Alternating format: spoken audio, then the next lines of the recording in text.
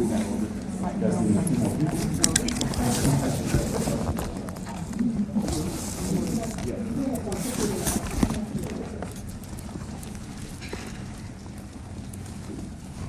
thank you very much. This is a big day, big night. Very important what is taking place, because we've seen how good government can be and how bad government can be. People don't know what they're doing. For the past 43 days, Democrats in Congress shut down the government of the United States in an attempt to extort American taxpayers for hundreds of billions of dollars for illegal aliens and people that came into our country illegally, from gangs, from prisons, from mental institutions. They wanted to pay them $1.5 trillion, which would have really hurt our healthcare businesses and our recipients at levels never seen before. Today, we're sending a clear message that we will never give in to extortion, because that's what it was. They tried to extort, the Democrats tried to extort our country. In just a moment, I'll sign a bill exactly like we asked Democrats to send us all along, many days ago. This cost the country $1.5 trillion, this little excursion that they took us on.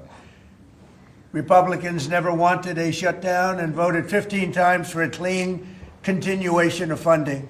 There's never been a time when one or the other party ever didn't sign a continuation. It's just a continuation, not a big deal. It's a continuation, and we'll talk later.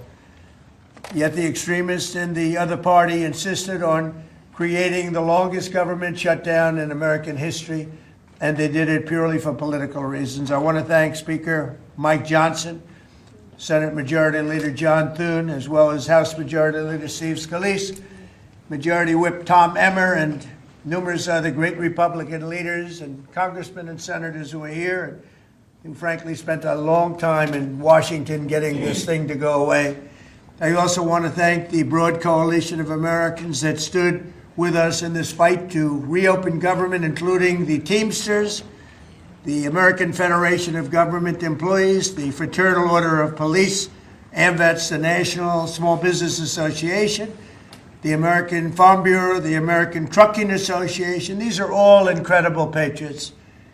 The Airlines for America, the Allied Pilots Association, the National Air Traffic Controllers Association, and many, many others, unions and non-unions. Over the past 7 weeks, the Democrats' shutdown has inflicted massive harm.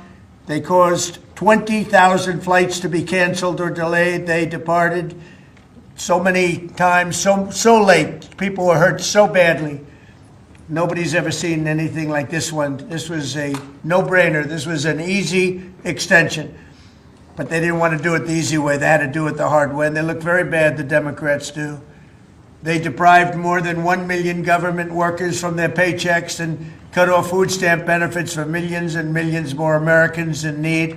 They caused tens of thousands of federal contractors and small businesses to go unpaid, and the total effect of the damage their antics caused will take weeks and probably months to really calculate accurately, including the serious harm that they did to our economy and to people and to families.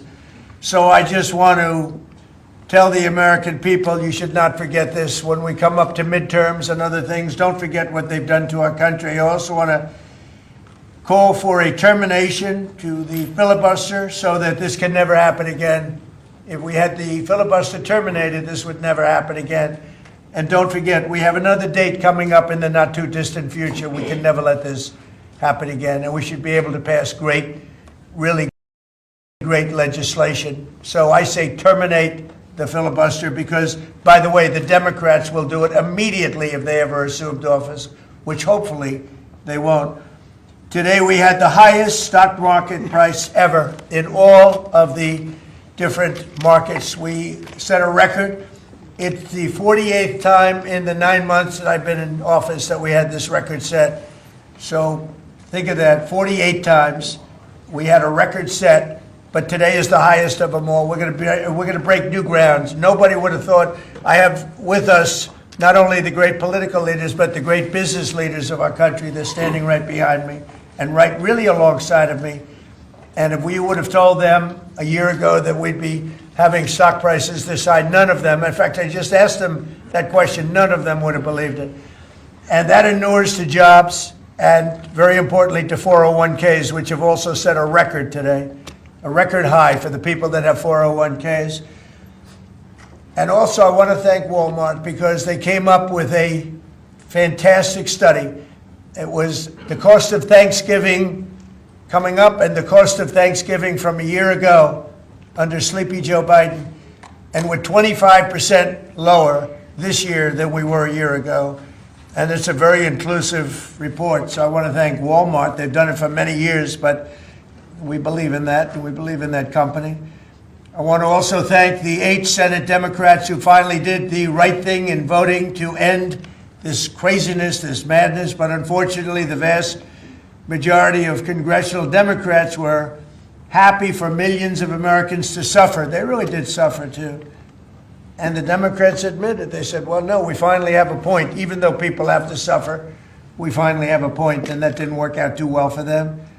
But they really went out and they could appease the fringe benefits of their far-left base, but that didn't work out because now their far-left base is angrier than ever before. We actually elected a mayor of New York City who happens to be a communist. When was that going to happen? Remember, I said all the time during my campaign, we will never be a socialist country, and that's right. We turned out to have a communist in New York City, and if you look at his views, those are the views of a communist, not a socialist. So this is no way to run a country. I hope we can all agree that the government should never be shut down again, end the filibuster, terminate the filibuster. It'll never happen again.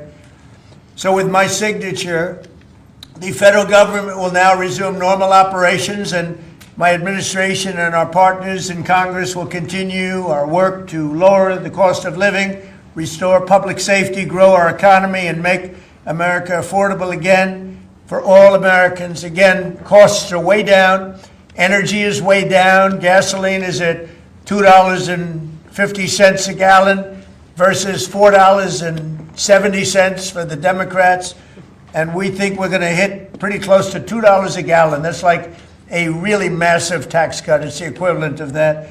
And speaking of tax cuts, our great, big, beautiful bill is giving everybody in our economy, middle income workers, low income, everybody, the biggest tax cut in the history of our country. And it's no tax on tips, no tax on Social Security, and very importantly, no tax on overtime. You work overtime, there's no tax.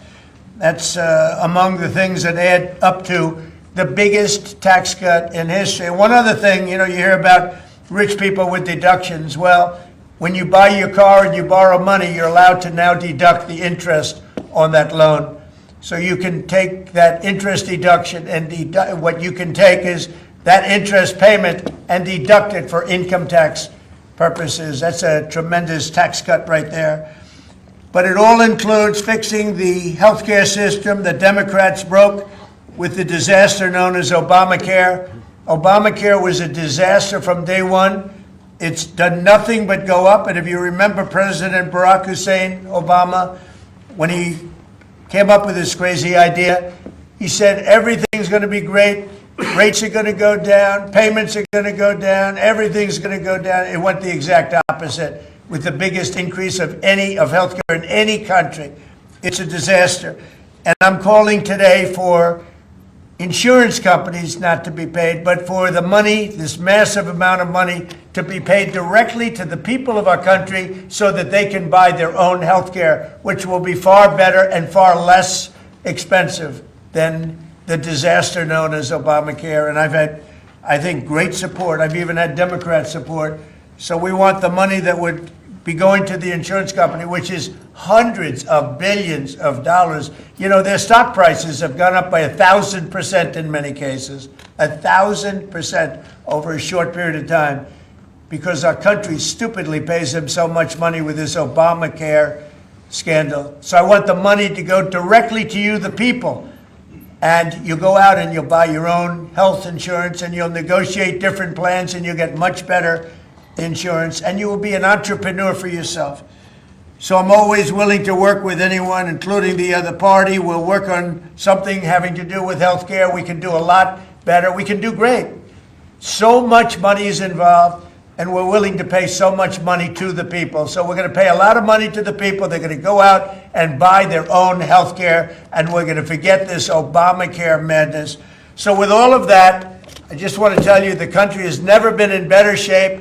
We went through this short-term disaster with the Democrats because they thought it would be good politically, and it's an honor now to sign this incredible bill and get our country working again. Thank you very much.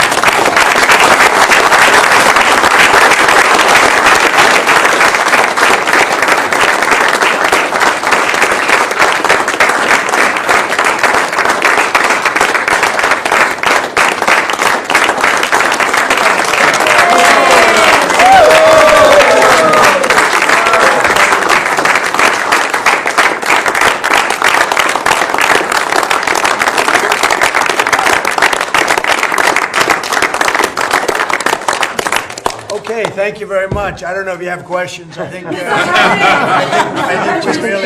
we really have a really great situation. We have a country that we love, and we have a country that's in great shape.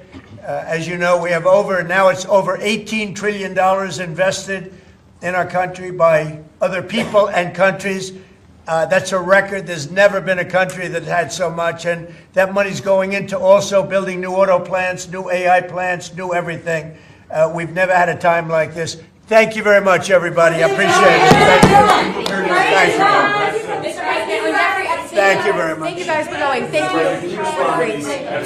Great. It's a great day. Thank you. Well done, Mr.